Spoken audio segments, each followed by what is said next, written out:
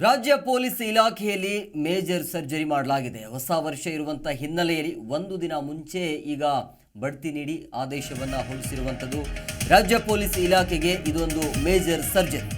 ಹೊಸ ವರ್ಷದ ಹೊಸ್ತಿಲಲ್ಲೇ IPS ಅಧಿಕಾರಿಗಳ ಬಡ್ತಿ ಆಗಿದೆ.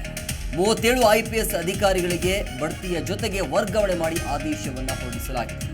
ಚಂದ್ರಗುಪ್ತ ಬೆಂಗಳೂರು ಸಿಸಿಬಿ ಹೆಚ್ಚುವರಿಯಾಗಿ ಆಯುಕ್ತರಾಗಿದ್ದಾರೆ. ಇನ್ನು ಕಮಲ್ ಪಂತ್ ನೇಮಕಾತಿ ವಿಭಾಗದ DGP ಆಗಿ ಅವರನ್ನು ವರ್ಗಾವಣೆ ಮಾಡಲಾಗಿದೆ. ರಾಜ್ಯ ಪೊಲೀಸ್ ಇಲಾಖೆಗೆ ಇದು ಮೇಜರ್ ಸರ್ಜರಿ. ಹೊಸ ವರ್ಷದ ಹೊಸ್ತಿಲಲ್ಲೇ IPS ಅಧಿಕಾರಿಗಳ ಬಡ್ತಿ. 37 IPS ಅಧಿಕಾರಿಗಳಿಗೆ ಬಡ್ತಿಯ ಜೊತೆಗೆ ವರ್ಗಾವಣೆ ಮಾಡಿ ಆದೇಶವನ್ನು ಹೊರಡಿಸಲಾಗಿದೆ. ಚಂದ್ರಗುಪ್ತ ಬೆಂಗಳೂರು ಸಿಸಿಬಿ ಹೆಚ್ಚುವರಿಯಾಗಿ ಆಯುಕ್ತರಾಗಿದ್ದಾರೆ. ಇನ್ನು ಕಮಲ್ ಪಂತ್ ನೇಮಕಾತಿ ವಿಭಾಗದ DGP. ಹೊಸ ವರ್ಷಕ್ಕೆ ಒಂದು ದಿನ ಮುಂಚೆ IPS ಅಧಿಕಾರಿಗಳ ವರ್ಗಾವಣೆ ಆಗಿರುವಂಥದ್ದು. ಕೆಲ IPS ಅಧಿಕಾರಿಗಳಿಗೆ ಮುಂಬಡ್ತಿ ನೀಡಿ ಆದೇಶವನ್ನು ಹೊರಡಿಸಲಾಗಿದೆ. 37 ಜನ IPS ಅಧಿಕಾರಿಗಳ ವರ್ಗಾವಣೆ ಆಗಿದೆ. ಕಮಲ್ ಪಂತ್ DGP ನೇಮಕಾತಿಯ ವಿಭಾಗದಲ್ಲಿ ಆಯ್ಕೆಯಾಗಿದ್ದಾರೆ. ಇನ್ನು ಅಲೋಕ್ ಕುಮಾರ್ ಕರ್ನಾಟಕ ರೋಡ್ ಸೇಫ್ಟಿ ವಿಭಾಗದ ಸ್ಪೆಷಲ್ ಕಮಿಷನರ್.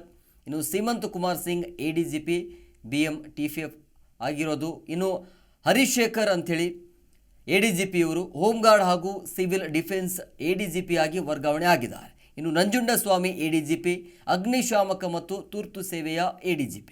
ಇನ್ನು ಚಂದ್ರಗುಪ್ತ IGP. ಬೆಂಗಳೂರು ಸಿಸಿಬಿ ಹೆಚ್ಚುವರಿ ಪೊಲೀಸ್ ಆಯುಕ್ತರಾಗಿ ನೇಮಕ ಆಗಿದ್ದಾರೆ. ತ್ಯಾಗರಾಜನ್ ದಾವಣಗೆರೆ ಪೂರ್ವ ವಲಯ IGP ಆಗಿ ನೇಮಕ ಆಗಿದ್ದಾರೆ.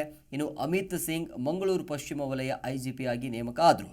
ಇನ್ನು ರವಿಕುಮಾರ್ ಇಂಟೆಲಿಜೆನ್ಸ್ DIG ಆಗಿ ನೇಮಕ ಆಗಿದ್ದಾರೆ. ಈಗ 37 ಜನ IPS ಅಧಿಕಾರಿಗಳ ವರ್ಗಾವಣೆ ಆಗಿರುವಂಥದ್ದು.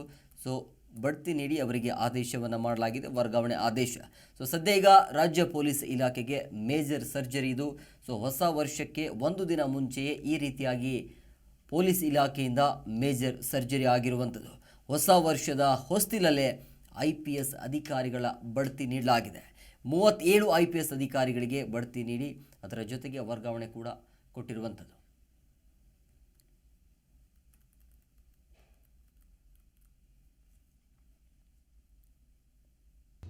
ಪ್ರತಿಕ್ಷಣದ ಸುದ್ದಿಗಾಗಿ Zee Kannada news app download ಮಾಡಿ. Live TV, latest updates, entertainment, lifestyle, technology ಸುದ್ದಿ ನಿಮ್ಮ ಅಂಗೈಯಲ್ಲಿ.